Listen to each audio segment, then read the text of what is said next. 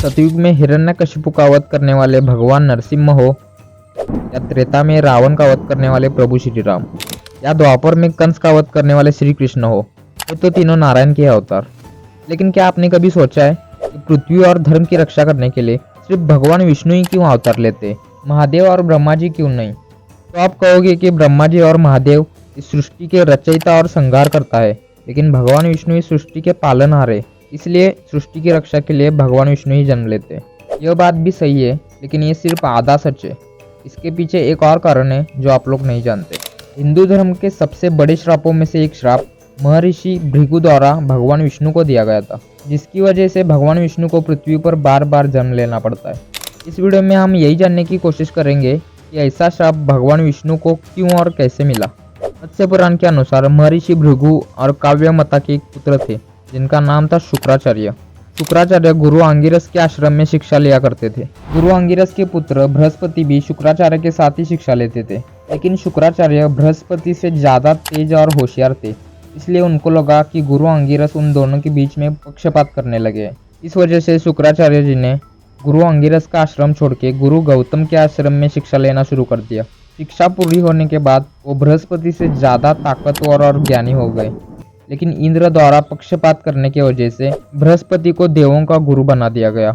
इसकी वजह से शुक्राचार्य नाराज हो गए और अपने इस अपमान का बदला लेने के लिए वो असुरों के गुरु हो गए। लेकिन उस समय असुरों का देवों को हरा पाना लगभग असंभव था, इसलिए शुक्राचार्य जी ने महादेव के शरण में जाने का निश्चय किया।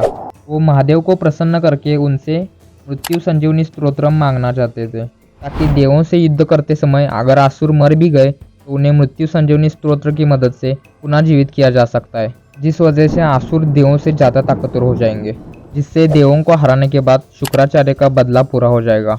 इस वजह से शुक्राचार्य ने सभी असुरों को अपने पिता के आश्रम में रहने को कहा और खुद महादेव को प्रसन्न करने के लिए तप करने चले गए। इंद्र को असुरों को हराने के लिए यही सबसे अच्छा मौका लगा, इसलिए इंद्र ने महर्षि भृगु के आश्रम में हमला कर दिया। यहाँ पर असुर छुपे थे। उस समय महर्षि भृगु आश्रम में मौजूद नहीं थे, इसलिए काव्य माता ने असुरों की रक्षा करने का निश्चय किया और अपनी सिद्धियों की मदद से इंद्र को एक ही जगह पर स्थिर कर दिया, जैसे कोई पत्थर का पुतला हो। इंद्र को इस हालत में देख के बाकी देव काफी ज्यादा डर गए और भगवान विष्णु के शरण में पहुंच गए और भगवान विष्णु से असुरों को हराने के लिए मदद मांगी। तब भगवान विष्णु ने देवों की मदद करते हुए इंद्र के शरीर में प्रवेश किया और काव्य माता को असुरों की मदद ना करने के लिए कहा। लेकिन काव्य माता पूरी तरह निश्चय कर चुकी थी कि इस युद्ध में वो असुरों की ही सहायता करेगी, इसलिए भगवान विष्णु को ना चाहते हुए भी काव्य माता पर शस्त्र उठाने पड़े। भगवान विष्णु ने अपने सुदर्शन चक्र से काव्य माता पर प्रहार किया, जिससे काव्य माता का सर धड़ से अलग हो गया। उसी वक्त ऋषि भृगु भी आश्रम में पहुंच गए और ये दृश्य देखकर वो अत्यंत क्रोधित हो गए। अपनी बीवी का इस तरह कटा हुआ सर देखकर ऋषि भृगु ने क्रोध में आकर भगवान विष्णु को श्राप दे दिया। उन्होंने कहा, देवों के लिए एक स्त्री की हत्या करके तुमने अपना धर्म तोड़ा है, इसलिए मैं तुम्हें श्राप देता हूँ। हर युग में तुम्हें पृथ्वी पर जन्म लेना पड़ेगा और मृत्यु के दर्द को भोगना पड़ेगा। इसी श्राप की वजह से भगवान विष्णु को हर युग में जन्म लेना पड़ता है और सांसारिक पीड़ा और मृत्यु के दर्द को भोगना पड़ता है। भगवान विष्णु ने कुल 24 अवतार लिए, लेकिन उसमें से जो 10 प्रमुख अवतार है, जिसे हम दशावतार भी कहते हैं, आप इस वीडियो पे क्लिक करके देख सकते हो।